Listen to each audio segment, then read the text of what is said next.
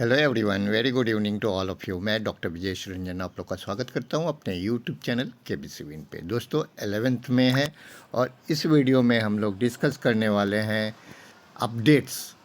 सारे अपडेट को डिस्कस करेंगे। इस वीडियो को मैं 4 पार्ट में बांटूंगा। पहले पार्ट में हम लोग डिस्कस करेंगे कौन होनहार करोड़पति के अपडेट के बारे में, क्योंकि वहाँ से क्वेश्चन अभी भी बन रहे हैं, लोग पूछ रहे हैं, तो सब क्वेश्चन को मैं यहीं पे ले लेना चाहता हूँ।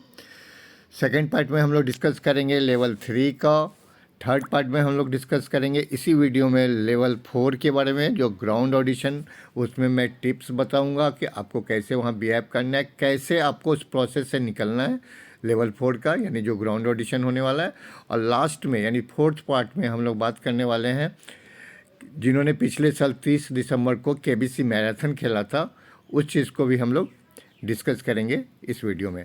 तो चलिए शुरू करते हैं। शुरू करने से पहले दोस्तों, यदि आपने अभी तक सब्सक्राइब नहीं किया तो ज़रूर से सब्सक्राइब कर लेना, नोटिफिकेशन बेल आइकन को प्रेस करके ऑल को क्लिक कर लेना, ताकि आपको सारा अपडेट इस वीडियो में और आने वाले वीडियो में सारे अपडेट्स आपको टाइम पे मिल जाए। दोस्तों इस वीडियो के डिस्क्रिप्शन में आपको व्हाट्सएप ग्रुप का लिंक मिलेगा, आप वहाँ ज्वाइन कर लीजिए। वीडियो आने से पहले सारे अपडेट वहाँ मिल जाया करते हैं, तो आप यदि टाइम पे अपडेट चाहते हैं तो आप व्हाट्सएप लिंक को ज्वाइन कर सकते हैं, तो डिस्क्रिप्शन में जाके वहाँ लिंक से ज्वाइन कर सकते हैं। तो दोस्तों चलिए शुरू करते हैं। पहला कि कौन होनहार करोड़पति का, जैसा कि आपको पता है कि FFF की कॉलिंग चल रही है। फर्स्ट वीक की शूटिंग आज ख़त्म हो गई है और कल से सेकेंड वीक की शूटिंग शुरू होगी। तो फर्स्ट वीक में भी शूटिंग हुए हैं, मैं जानता हूँ जिनकी शूटिंग हुई है। सेकेंड वीक में भी शूटिंग होने वाली है, वहाँ भी हैं कुछ लोग जिनकी शूटिंग कल से शुरू होगी। लेकिन कुछ लोग ऐसे हैं जिनका पीआई के लिए टाइम डेट दिया गया और उनका पीआई नहीं हुआ। उन लोगों के साथ बहुत हमदर्दी है। मैं सिर्फ ये कहना चाहता हूँ कि टेक्निकल इशू हर एक साल होते हैं केएससी में, हर एक साल होते हैं, लेकिन पिछले साल तक उन्होंने इसको ठीक कर लिया था। रीऑडिशन मतलब लिया था सबको, किसी को नहीं छोड़ा था। एक्चुअली क्या हुआ, जिनका नहीं हुआ या जिनका फर्स्ट ऑडिशन ही छूट गया, सब लोगों ने सोशल मीडिया पे बड़ी ज़ोर शोर से अपनी आवाज़ें उठाई थी, बहुत ही ज़ोर शोर से ट्विटर पे आवाज़ें उठाई थी। केएससी को मजबूरी में सबका सारा काम कंप्लीट करना पड़ा, किसी को नहीं छोड़ा उन्होंने। री ऑडिशन भी हुआ पहले ऑडिशन का और पीआई भी किसी का नहीं छूटा। लेकिन इस बार क्या हुआ, इस बार ना सोशल मीडिया का मैं ये देख रहा हूँ, जितने पार्टिसिपेंट इतना हवा खड़ा कर दिए कि ये टर्म एंड कंडीशन ये है कि लोग डर से ट्वीट तक नहीं किए। अब मेल करते हैं, मेल का उन्होंने जवाब देना नहीं, पूरे दुनिया को पता चलना नहीं कि क्या आपने मेल भेजा, क्या उसने जवाब दिया, किसी को नहीं पता चलेगा। जब तक आप सोशल मीडिया पे आवाज़ नहीं उठाइएगा तब तक आपका कोई नहीं सुनेगा। कुछ लोगों ने है, एक दो लोग जिन्होंने मुझे आज मैसेज किया था, उन्होंने ट्वीट भी किया था, लेकिन उन्होंने तब भी नहीं सुना। वो लोग तब सुनते हैं जब ज़ोर शोर से सारे लोग इकट्ठा होके करते हैं कि नहीं जी मेरा पीआई लो, आपने टाइम दिया, डेट दिया, तो आपका हक बनता है कि आपका पीआई होना चाहिए। बिना आपका पीआई हुए कैसे दूसरे का मतलब FFF ले सकते हैं बिना जज किए हुए? किसी को छोड़ नहीं सकते ना। जब आपने सेलेक्ट किया पीआई के लिए तो आपका होना चाहिए था पीआई, उसके आधार पे ही सिलेक्ट करेंगे ना FFF के लिए किसको कॉल करना है। लेकिन ये मैं चाहता हूँ कि कंटेस्टेंट की तरफ देखिए, केएससी की गलती तो है ही, लेकिन आप लोग ज़ोर शोर से आवाज़ नहीं उठाए। सोशल मीडिया का हवा इतना खड़ा किया गया कुछ लोगों के द्वारा, जिस वजह से लोग डर के नहीं गए वहाँ पे और अपना नुकसान किए। अब चलिए, अब कुछ आने का कोई चांस नहीं है। अभी कुछ दिन पहले मैंने किसी का वीडियो देखा था जिसमें वो बोल रहे थे कि FFF की भी कॉलिंग चल रही है और पीआई के भी कॉल आएंगे, लेकिन ऐसा कुछ भी नहीं है। यदि कुछ ऐसा किसी को कॉल आया होता तो मुझे भी पता चलता और मैं आप लोग के साथ शेयर करता। तो अब मुझे लगता है कि अब इसको ड्रॉप कर दीजिए। ये सब चीज़ें ना सोशल मीडिया बहुत ज़ोर शोर से उठाया जाता है, डरा नहीं जाता है ना, किसी की डराने से डरना भी चाहिए था। बिल्कुल आपको आवाज़ उठानी चाहिए थी। कुछ लोग उठाए लेकिन ये काफ़ी नहीं हुआ। अब हम लोग बात करेंगे लेवल 3 की, केबीसी का लेवल 3। तो जैसे कि मैंने पहले आज वीडियो बनाया था कि ऑडिशन कॉल आने शुरू हो गए हैं और काफ़ी लोग को आ गए, महाराष्ट्र में आए हैं कॉलिंग, और महाराष्ट्र का सेंटर मुंबई ही होता है। और महाराष्ट्र में आए हैं तो बहुत जल्दी दिल्ली का भी होगा, क्योंकि हर एक साल क्या होता है, दिल्ली और मुंबई में एक ही दिन ये होती है, ऑडिशन होती है, ग्राउंड ऑडिशन। पिछले साल भी 3 दिन हुआ था, डेट मुझे याद नहीं है, मैं आपको बताऊंगा इसमें निकाल के। पिछले साल दिल्ली मुंबई 14-15 16 ऐसे ही 3 दिन उनकी शूट ऑडिशन हुई थी। तो दिल्ली वालों को भी बड़ी जल्दी आने वाला होगा ऑडिशन के लिए कॉल, तैयार रहिएगा। और इसमें क्या होना है, हालांकि थोड़ा बहुत मैंने पहले चर्चा की हुई है, लेकिन इसमें मैं डिटेल से आप लोग के सामने चर्चा करूंगा। तो इसमें क्या है दोस्तों, फर्स्ट और सेकेंड लेवल सक्सेसफुली कंप्लीशन के बाद रेजिस्ट्रेंट को कॉल आता है। कितने लोगों को आएगा, आप तो सबको पता है, 9,000 लोगों को कॉल आना है। 9,000 लोगों को कॉल करेंगे। उन्होंने कॉल एक्चुअली क्या था कि कॉल कब से शुरू होने वाला था, 31 मई से 12 जून तक ये ऑडिशन होने वाला था। कॉल उससे थोड़ा पहले शुरू होता, लेकिन इन्होंने बहुत जल्दी कॉल शुरू कर दी। और कॉल शुरू करने से एक चीज़ ये भी डर लग रहा है कि एक आध दिन में जो IVR कॉल हैं, IVR कॉल KBC का जो अभी चल रहे हैं, क्वेश्चन पूछे जा रहे हैं, वो बंद कर देंगे। मुझे डाउट था, मैं कल भी बहुत लोगों के साथ चर्चा किया था अपने व्हाट्सएप पे और कॉल पे भी, कि मुझे लगता है 12 तक ये बंद कर देंगे। तो हो सकता है कल के बाद आए भी ना। ये सिर्फ मेरी सोच है, ये टर्म एंड कंडीशन में नहीं है, क्योंकि इन्होंने ऑडिशन के लिए भी कॉल शुरू कर दी है। तो अब चांस है वो कॉल एक आध दिन एक साथ चले, फिर उसको बंद कर दें। अब 9,000 को कॉल करना है, जिसे काफ़ी लोग को कर चुके होंगे, कुछ लोग बचेंगे होंगे, उनको आज कल परसों में ऐसे कॉल आ जाएगा। अब इसमें क्या जानने वाली बात है दोस्तों, इसमें जानने वाली बात है 9,000 लोगों में से सबको कॉल करके उनको पहले तो पूरा फ्लो बता देता हूँ, किस फ्लो में आपसे बात होगा। आपके पास कॉल आएंगे, आप यदि बिजी होंगे तो आपके पास दूसरी बार और तीसरी बार भी कॉल आएगा, यदि कॉल मिस हो जाता है तो। बिल्कुल सेम प्रोसेस है जैसे पहले हम लोग गुजर चुके हैं। उसके बाद आपका से प्रीफर्ड लैंग्वेज पूछा जाएगा, भले ही आप पहले किसी भी लैंग्वेज चूज किया हो। यहाँ पे आपको हिंदी के लिए 1 और इंग्लिश के लिए 2 प्रेस करना है। पहले तो आपको कॉन्ग्रेचुलेसन्स बोलेंगे, फिर आपको लैंग्वेज सेलेक्ट करने के लिए बोलेंगे, फिर आपसे एज पूछेंगे। एज आपको बहुत बार बार बता रहा हूँ, गलती मत कीजिएगा, पिछली बार गलती किए थे बहुत लोग। 29 अप्रैल 2023 को जितना आपका कंप्लीटेड ईयर्स है, जितना आपका कंप्लीटेड, आप 25 साल 11 महीना 18 दिन के हैं तब भी आपको 25 साल लिखना है, या 25 साल 11 महीना 28 दिन के हैं, यानी 2 दिन में आपका आप 26 होने वाले हैं, तब भी आपको 25 वहाँ लिखना है। तो इस चीज़ को, और ये प्रोसेस हमेशा हर एक लेवल पे आपसे पूछा जाएगा। आपको वही कंप्लीटेड ईयर्स जो पहली बार आप देंगे वही आपको लास्ट तक देना है। उसके बाद आपसे जेंडर पूछे जाएंगे। सब कुछ ध्यान से सुनिएगा, कि गलती हो जाती है लोगों से, गलत नंबर दब जाता है।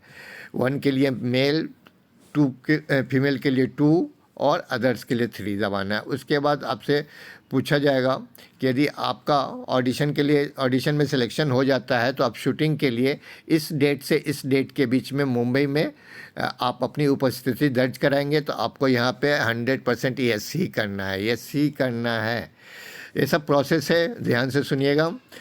और उसके बाद आपको बताया जाएगा कि प्रूफ ऑफ आइडेंटिटी और प्रूफ ऑफ एड्रेस के लिए आपको स्पेसिफाइड डॉक्यूमेंट लेके आना है वहाँ पे। तो कौन सा डॉक्यूमेंट हम नीचे बात करेंगे, उसे हम पहले किए हुए हैं, लेकिन नीचे जब वो आएगा तो वो आपको बता देंगे। उसके बाद क्या होगा, जैसे आप सेंटर पे पहुँचेंगे, सेंटर पे जो सेंटर आपको, इसमें आपको बताया जाएगा कि आपका ऑडिशन इतने तारीख को इतने बजे इस शहर के इस सेंटर पे, जगह का नाम बताया जाएगा, उसमें टाइम दिया जाएगा।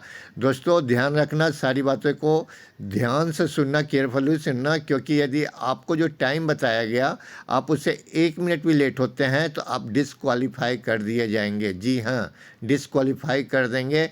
बहुत स्ट्रिक्ट होते हैं। यदि आपको 9 बजे का टाइम दिया गया है तो आपको 9 बजे से पहले हॉल, मतलब गेट्स के अंदर चले जाना है, नहीं तो स्ट्रिक्टली वो गेट को क्लोज कर देते हैं और फिर किसी भी स्थिति में वो गेट को नहीं खोलेंगे। अब ये जो टॉपिक है ना, कितने बजे पहुंचना है, इसके बारे में हम थोड़ी देर बाद भी चर्चा करेंगे, मैं अभी बताऊंगा। पहले ये सब डिस्कस कर लेते हैं, फिर थोड़ा सा नीचे आ जाइए। ये सब जब आपको सारा कुछ एड्रेस बता दिया जाएगा, उसके बाद आपको, मैं डॉक्यूमेंट की बात करना चाह रहा था, डॉक्यूमेंट वाला आ जाए। डॉक्यूमेंट ही है, ये डॉक्यूमेंट है जो आप लोग पहले भी जानते हैं। नेम प्रूफ के लिए क्या ले जाना है और एड्रेस प्रूफ के लिए। इसके अलावा दोस्तों एक चीज़ और मांगा जा रहा है कि अपने रजिस्टर्ड मोबाइल जिससे आप अपने केबीसी के लिए रजिस्टर्ड किया और जिस नंबर पे आपको कॉल आया है उसके वेरिफिकेशन के लिए आपको ये दोनों चीज़ लाना है, आधार कार्ड और recent copy of phone bill. अब दोस्तों यहाँ प्रॉब्लम है, जिनका पोस्ट पेड है उनको तो फ़ोन बिल मिल जाएगा, जिनका नहीं है वो क्या करेंगे प्रीपेड वाले, तो अपना जिस आईडी से आपने सॉरी सॉरी जिस आईडी से आपने सिम इशू कराए होंगे वो आईडी लेके जाना, ओरिजिनल लेके जाना। आधार कार्ड तो आप लेके ही जाएंगे। कुछ लोग ऐसे भी होंगे जो दूसरे के नाम का सिम यूज कर रहे होंगे तो उनको उनका डॉक्यूमेंट लेके जाना होगा। या पोस्ट पेड है तो या तो एक चीज़ याद रखना, IVR कॉलर है, कुछ भी नहीं हो सकता, आपको लेके जाना ही होगा। नहीं तो मैं ये बोलने वाला था कि आप उनसे पूछना कि ऐसी ऐसी प्रॉब्लम है, आप कौन सा डॉक्यूमेंट लेके आए, लेकिन इसको IVR कॉल ही आ रहे हैं अभी ऑडिशन के लिए, तो आप पूछ भी नहीं सकते। तो 3 डॉक्यूमेंट हो गए। असम में से एक एड्रेस प्रूफ के लिए ले जाना है, एक वेरिफिकेशन ऑफ नेम प्रूफ के लिए और एक वेरिफिकेशन ऑफ मोबाइल नंबर के लिए। तो ये 3 डॉक्यूमेंट आप कंफर्म हो जाइए। ये तीनों चीज़ आपको ले जाना है, ओरिजिनल भी ले जाना है, 2 फोटो अटेस्ट 2 कॉपी इस सारे डॉक्यूमेंट के अटेस्टेड भी ले जाना है। अब यहाँ पे ये भी क्लियर नहीं किया गया है कि सेल्फ अटेस्टेड या गस्टेड ऑफिसर अटेस्टेड, तो आपको जो मर्जी ले जाइए। मेरे ख्याल से आजकल सेल्फ अटेस्टेड ही चलता है तो सेल्फ अटेस्टेड ही चलेगा। तो ये तीनों डॉक्यूमेंट ओरिजिनल और 2 कॉपी सबकी अटेस्टेड होनी चाहिए। उसके अलावा 2 फोटोग्राफ्स आपके होने चाहिए। यदि यहाँ लिखा होगा तो यहाँ देखिए लिखा हुआ है 2 attested photo copies of each document. अच्छा, डॉक्यूमेंट जो होना चाहिए सिर्फ 2 ही लैंग्वेज मान्य है, इंग्लिश या हिंदी। कोई दूसरा लैंग्वेज, रीजनल लैंग्वेज यहाँ नहीं चलेगा। आपको या तो डॉक्यूमेंट इंग्लिश वाली चाहिए या हिंदी वाली, यही डॉक्यूमेंट वहाँ मान्य होगा। और वीडियो फ्रेंड वाले यदि आपको IVR कॉल में बताया जाता है तो उनका ले जाइए, मेरे ख्याल से अभी नहीं बताया गया है। उसके बाद आपको सारा इंस्ट्रक्शन दे देंगे कहाँ पे आना है, मैंने बता दिया। और कुछ हो इसमें देख नहीं, बस यहाँ तक जान लीजिए। अब क्या है, जब ये तीनों डॉक्यूमेंट फ़ोटो के साथ आपको सेंटर पे जो आपको बताया जाएगा कि इतने तारीख को इतने बजे इस सेंटर पे इस शहर में आना है, वहाँ आपको टाइम दिया जाएगा। उस टाइम को ध्यान रखिएगा, उसमें लेट नहीं होना है। लेकिन यहाँ यहीं पे टिप्स है जो मैं आपको लोग को देना चाहता हूँ। जो पिछले साल जैसा हुआ था वैसा ना हो, इसलिए आप लोग को जानना ज़रूरी है कि क्या वहाँ पे किया जा सकता है। सबसे पहला काम ये है, पूरे उस प्रोसेस का, पूरे उस सेंटर का क्या प्रोसेस होगा वो मैं बताऊँगा। अब आपको टाइम का ध्यान रखना है, टाइम पे थोड़ा सा लास्ट में पीछे आगे चर्चा करेंगे। आप जाएंगे, आप अंदर घुसेंगे, आपको एक रजिस्ट्रेशन नंबर दे दिया जाएगा। रजिस्ट्रेशन नंबर देने के बाद पहले भी मैंने बताया हुआ है लगभग 18 सेंटर पे होता है, तो 18 सेंटर और 9,000 लोगों को आना है, 9,000 लोगों को कॉल आना है। इसमें 18 सेंटर को आएगा तो हर एक सेंटर पे 500 लोग आएंगे। तो आप जिस सेंटर पे जाने वाले हैं ऑडिशन के लिए, ग्राउंड ऑडिशन के लिए, वहाँ 500 लोग आएंगे। इन 500 लोगों का पहले रजिस्ट्रेशन होगा, फिर इकट्ठे बैठा दिया जाएगा कहाँ पे, एक हॉल में, बड़ा सा हॉल होगा। आपको OMR शीट दी जाएगी और क्वेश्चन पेपर दिए जाएंगे, बिल्कुल वैसे ही जैसे ऑनलाइन ऑडिशन हुआ था। 20 क्वेश्चन दिए जाएंगे, 20 क्वेश्चन को एक टाइम बता दिया जाएगा, इतने टाइम में आपको सॉल्व करना है। उसके आधार पर वो जो GK टेस्ट होगा ये आपका, ये GK टेस्ट का तुरंत करीब आधा घंटा के अंदर आपको रिजल्ट, आधा एक घंटे में रिजल्ट बता देंगे। और उस रिजल्ट के आधार पे आगे वो चुनेंगे। यानी 500 लोगों में से सिर्फ 250 लोगों को वो सेलेक्ट करेंगे उनके परफॉर्मेंस के आधार पे, GK के परफॉर्मेंस के, यानी टॉप 250 लोग को चुनेंगे, बाकी 250 को घर वापस भेज देंगे। तो आपको मतलब GK का तैयारी करके जाना है दोस्तों। पहला रजिस्ट्रेशन, दूसरा GK टेस्ट। जब इन 250 लोगों को क्या होगा, फिर PDF दे दिया जाएगा जो आप लोगों ने ऑनलाइन भरा था ना लास्ट टाइम KSC में। यहाँ पे आपको वहाँ PDF दिया जाएगा। वहाँ पे आपको पहले से सोच के जाना सब कुछ क्या भरना है, क्योंकि अंदर आपको कुछ भी नहीं ले जाने देंगे, मोबाइल तक नहीं ले जाने देंगे आपको वहाँ पे मेरे ख्याल से। तो आपको सोच के रखना, सब याद रखना है कि आपको सारे क्वेश्चन के आंसर कैसे करने हैं। आप PDF भरेंगे, उसके बाद आप लाइन में, क्यू में इंतज़ार करेंगे आपका नंबर आने का। तो दोस्तों उसके बाद क्या होगा, इंटरव्यू होगा, यानी पहले रजिस्ट्रेशन फिर जीके टेस्ट, उसमें जो जिन लोगों को सिलेक्ट करेंगे उनका पीडीएफ भरवाएंगे और पीडीएफ के बाद उन 250 लोगों का इंटरव्यू भी उसी दिन हो जाएगा। अब देखिए इस प्रोसेस में बहुत लंबा समय लगता है और यहीं पे टिप्स वगैरह हैं जो जानिए, ध्यान से सुनिएगा। आपको टाइम से 2-3 घंटे पहले पहुंचना है। आप भी सोचिए क्या बोल रहा हूं मैं, क्यों बोल रहा हूं आप समझिएगा, अभी आगे समझिएगा। आप भले ही 9 बजे बुला रहे हैं, तब 6 बजे जाकर लाइन में सबसे पहले लग जाइए। उसका क्या फ़ायदा है वो बताने वाला हूँ। और लास्ट में टाइम पे ठीक 9 बजे से 1 मिनट पहले पहुँचने वाले को क्या घाटा है वो भी आप इस वीडियो में आगे जानिएगा। आप जैसे जैसे आप लाइन में लगिएगा वैसे एक एक बंदे को रजिस्ट्रेशन नंबर मिलता जाएगा और वो हर एक बंदे को हॉल में बैठाया जाएगा जीके टेस्ट का। यानी जो पहले आएगा उसको पहले रजिस्ट्रेशन नंबर मिलेगा, जो लास्ट में आएगा उसका रजिस्ट्रेशन नंबर लास्ट में होगा। जीके सबका इकट्ठे हो जाएगा, 250 लोग को सिलेक्ट कर दिया जाएगा। ओएमआर से तुरंत कंप्यूटर से चेक हो जाता है, आधे घंटे में रिजल्ट बता देते हैं। 250 लोग को सिलेक्ट करेंगे, अब पीडीएफ का एक एक कॉपी पकड़ा देंगे प्रिंट निकाल के कि अब इसको भरिए आप लोग बैठ के एक जगह। उसके भरने के बाद उसके लिए अब को टाइम दिया जाएगा, उसको भर के बोलेंगे अब इंटरव्यू का वेट कीजिए। दोस्तों 250 लोगों का इंटरव्यू होना है वहाँ पे, उसी दिन सब कुछ ख़त्म हो जाना है। 250 लोगों को एक टीम तो लेगी नहीं, बहुत सारी टीम होती है, लेकिन क्या होता है दोस्तों रात के 1-2 बज जाते हैं। अब जिनका पहले इंटरव्यू हो जाता है उनका इंटरव्यू बहुत अच्छा होता है, उनसे अच्छी तरह से क्वेश्चन पूछे जाते हैं, टाइम स्पेंड करते हैं, सारा डिटेल्स लेते हैं। लेकिन जैसे जैसे इंटरव्यू का टाइम लेट होता रहा, 7 बज गया, 8 बजे, 9, 10, 11, 12, 1 बज गए, उस समय इंटरव्यू भी थक जाता है, पजल हो जाता है। आप भी पूरे सुबह से लेकर रात तक पजल हो जाते हैं, आप में भी वो स्टेमिना नहीं रह जाती, सामने इंटरव्यूअर के पास भी नहीं रहता। उनको 250 लोगों को उसी दिन सेम डे इंटरव्यू ले लेना है। लास्ट टाइम क्या हुआ, शुरू वाले इंटरव्यू बहुत अच्छा हुआ, खुद का एक्सपीरियंस है इसलिए बता रहा हूँ। लेकिन लास्ट टाइम जो लास्ट में आए, लाइन में लगे, सेंटर पे जो पहुँचे, उनका रजिस्ट्रेशन लास्ट में हुआ, उनका इंटरव्यू भी लास्ट में हुआ। जो पहले आएगा और वह यदि जीके टेस्ट में सेलेक्ट हो जाता है तो उसका इंटरव्यू भी पहले होगा। तो जो लास्ट में लोग आए वो क्या हुआ, उनका इंटरव्यू रात को 1 बजे तक चला। और जब रात को 1 बजे तक इंटरव्यू चला तो उस समय क्या हुआ कि इंटरव्यू 2-4 क्वेश्चन पूछ के रह गया, डिटेल में गया ही नहीं। तो ये नुकसान होता है। भले ही आपने 20 क्वेश्चन जीके में सही करके आए अभी तुरंत, लेकिन इंटरव्यूअर उस समय तक क्या हो गया, ये तो आपको सिर्फ एक्सपीरियंस से ही मिलेगा जो पहले दिए होंगे।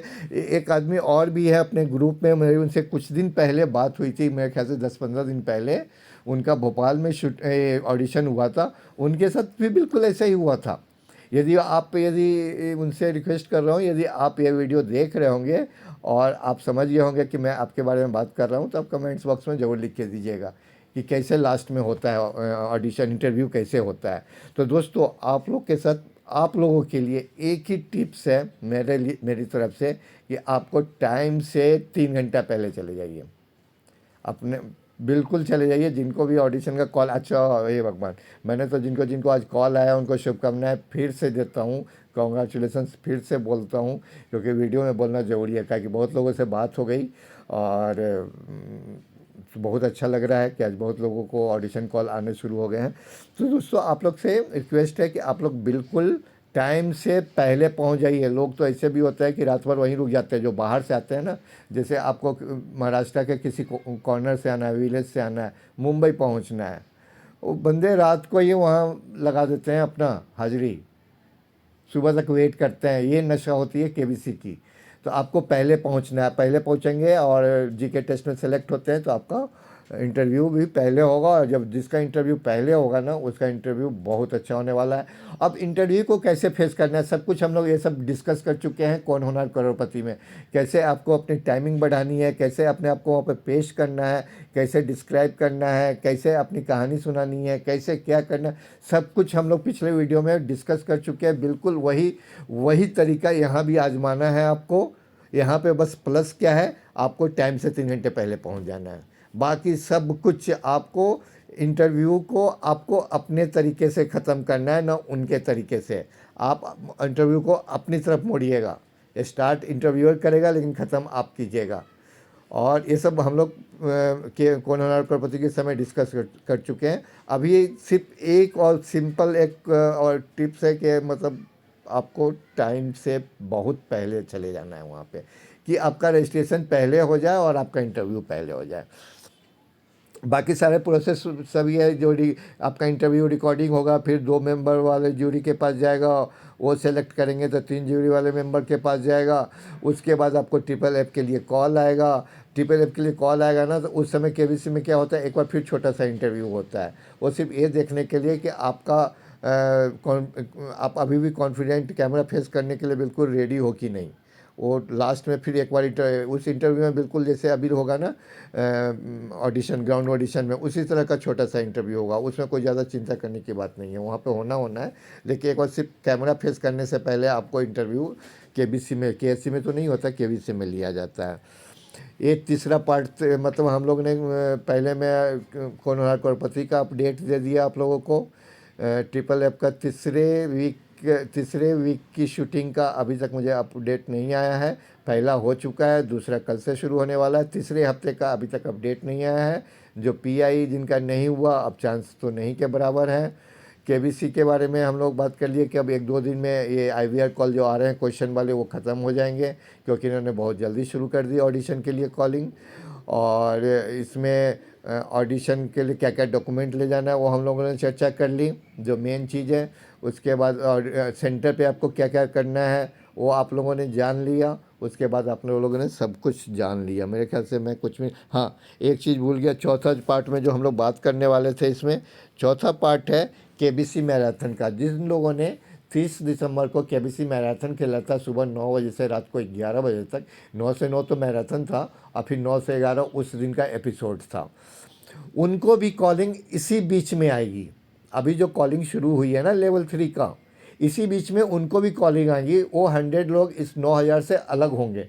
100 लोगों को चुनना है, वो डायरेक्ट ऑडिशन में आएंगे, तो उनको भी कॉलिंग अभी हो जाएगी। अभी जो कॉलिंग शुरू हुई है ना ऑडिशन के लिए, ग्राउंड ऑडिशन के लिए, इसमें आपको भी कॉलिंग आ जाएगी। तो अभी हमेशा पूछते हैं आप कमेंट्स बॉक्स में, तो उनके लिए भी ये खबर है कि उनकी भी कॉलिंग अभी आ जाएगी। एक चीज़ और बार बार लोग पूछते हैं कि यहाँ की कॉलिंग कब शुरू होगी, यहाँ की कॉलिंग कब शुरू होगी। देखिए दोस्तों, केबीसी में रोज़ के हिसाब से लोग को सिलेक्ट किए जाते हैं और कॉल किए जाते हैं। जो रोज़ के हिसाब से 2,200 लोग सेलेक्ट होते हैं, वो पूरे इंडिया से होते हैं। यहाँ कोई मायने ही नहीं रखता कि आज दिल्ली कॉल आएगा, कल महाराष्ट्र आएगा, और कल यूपी में आएगा, परसों यहाँ आएगा। नहीं, रोज़ का रोज़ पूरे इंडिया में कॉलिंग होती है। तो इस गलतफहमी में मत रहें। और ये ऐसा वीडियो भी बहुत लोग बनाते हैं कि आज यहाँ की कॉलिंग हो रही है, आज वहाँ, ऐसा कुछ भी नहीं होता। पूरे इंडिया में कॉलिंग रोज़ होती है। और क्या, और मेरे ख्याल से मैंने सब कुछ बता दिया। यदि कुछ छूट रहा होगा तो आप मुझे कॉल करके या मैसेज बॉक्स में डाल के कमेंट्स में डाल दीजिएगा। वीडियो इन्फॉर्मेटिव लगा हो तो ज़रूर से लाइक करना, शेयर करना। अभी तक नहीं सब्सक्राइब किए हो तो प्लीज़ अब सब्सक्राइब कर लेना। Thank you very much.